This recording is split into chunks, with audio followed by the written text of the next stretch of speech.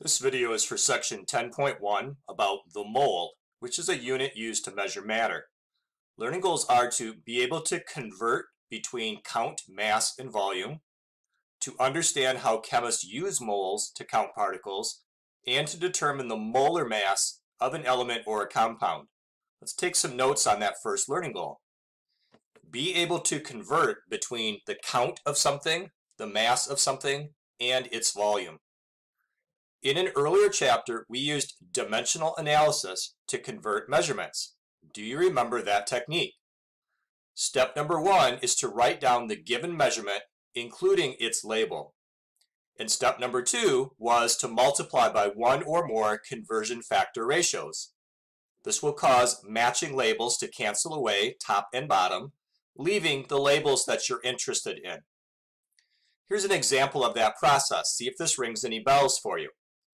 Given that one molecule of H2O has a mass of 18.0 AMUs, find the mass of this many molecules of water. This is our given amount of water, so this gets written down, 6.02 times 10 to the 23rd power molecules. Then you write times and create a conversion ratio. We would draw the line ahead of time, and whatever this unit right here was, we knew to put this in the bottom so that they would cancel away with slash marks. Whatever unit we were interested in figuring out would go on the top. And then we would fill in the numbers, which are the equivalencies. The mass of one molecule of water happens to be 18.0 AMUs off the periodic table. Once this was set up, then you use a calculator to multiply the numbers, and that's how we would arrive at the answer in that earlier chapter. Next learning goal. Understand how chemists use moles to count particles. Here is the definition of the word mole as it's used in chemistry. One mole, and the abbreviation is MOL, one mole of a substance is this many representative particles of that substance. This is a very large amount of particles. So one mole of a substance has this huge number of particles in it. That number, 6.02 times 10 to the 23rd power, is referred to as Avogadro's number after a scientist whose last name was Avogadro. Now, in our definition for mole, the term representative particles was used. So here's what they are. They are the building blocks of the substance.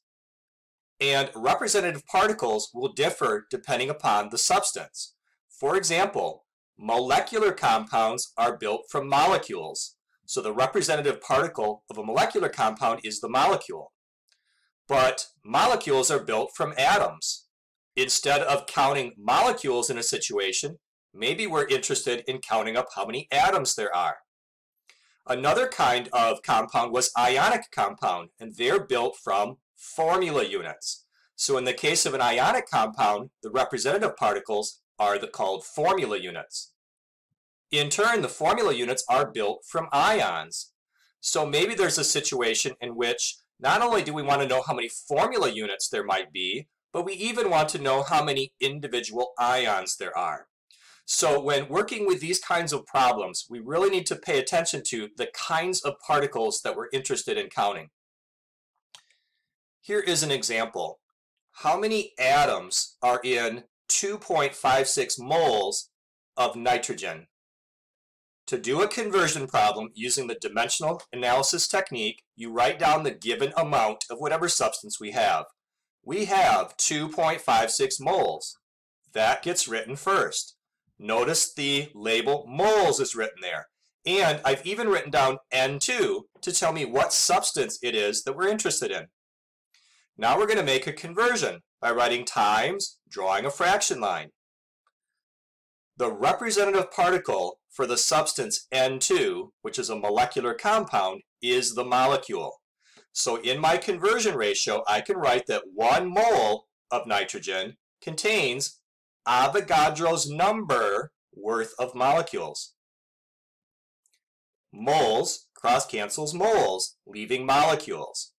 But that's not what we were asked to count. We're asked to find how many atoms. So we need another conversion factor. So write multiply again, draw another line. Because this word is molecules, down on the bottom, I'm going to write 1 molecule of N2. Now, in the formula N2, how many atoms of nitrogen are in there?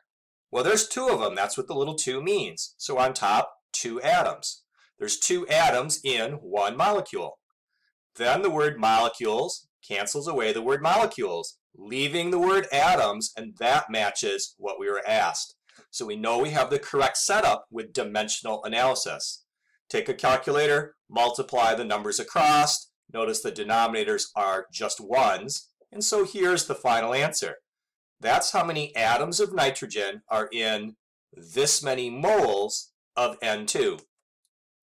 Here are some check for understanding questions, and they'll be similar to that example problem. So please use the dimensional analysis technique, also called multiplying by conversion ratios, to answer these questions. I'll give you some time to work on this, and then we'll discuss.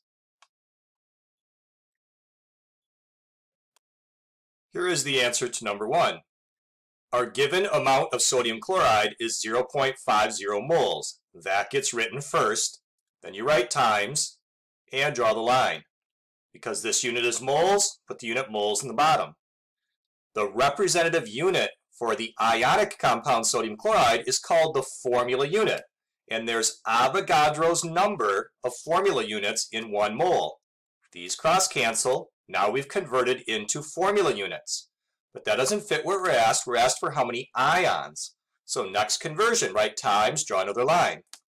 This is formula units, so down on the bottom, write formula units. In the formula, we can see there's 1 sodium ion, 1 chloride ion in that formula unit. So there are 2 ions per formula unit. This cross-cancels this, leaving the word ions, which matches what we were asked for, so we know we have the correct setup. Multiply these numbers on a calculator or mentally, and you get the result. Problem 2. How many atoms are in 1.50 moles of propane? So our given amount of the substance, 1.5 moles, gets written first. Then we're going to change to molecules, because molecules is the representative unit for a molecular compound. In the previous question, this was an ionic compound. We changed into formula units. But propane is a molecular compound, change into molecules. Moles cancels moles, and now we've got it in molecules. But that's not what we were asked for. We were asked for atoms, so multiply by another conversion factor. This is the word molecules on top, so down here on bottom, put molecules.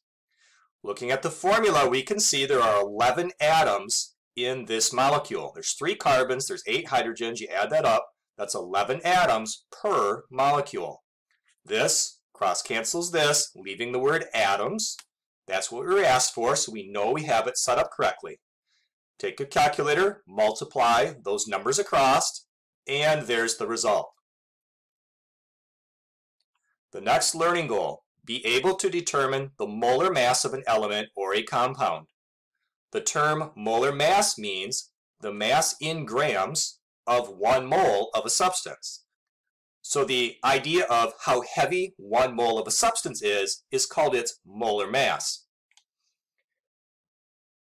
To determine the molar mass of an element, use the atomic mass value from the periodic table, but use the unit label grams instead of AMU.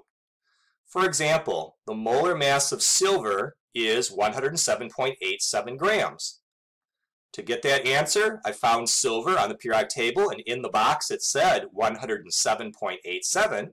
I just wrote the word grams by it to give me the mass of an entire mole of silver instead of the mass of a single atom of silver, like we were finding earlier in the year. To determine the molar mass of a compound, use the atomic mass values for each element, multiply by any subscripts, and use the unit label grams. Here's an example. The molar mass of H2O is 18.015 grams. Well, here's how you get that. Look up hydrogen on the periodic table, and the mass is 1.0079. There's a subscript of 2 on the hydrogen, so this gets multiplied by 2. Look up oxygen on the periodic table, and the number in the box is 15.999. There's only one oxygen, so you just times by 1, or you really don't even need to have a 1 there. And then work this math out. And the answer is 18.0148, which rounds to 18.015 grams. This is identical to something we did earlier in the year when we were finding the mass of a single molecule. We would do this exact same thing, it's just we were using the unit AMUs at that time. The only difference is now we're talking about grams. Here are some check for understanding questions. I'll give you some time to work on these and then we'll discuss the answers. And here are the solutions. Number 1, the molar mass of PF3 is 87.968 grams. Here's how I got that. I looked up phosphorus, the number was 30.974. I looked up fluorine, the number was 18.998, and I multiplied that one by 3 because of the subscript. Work this out on the calculator, and there's the result. Number 2, what is the molar mass of molecular oxygen? And remember, oxygen is diatomic.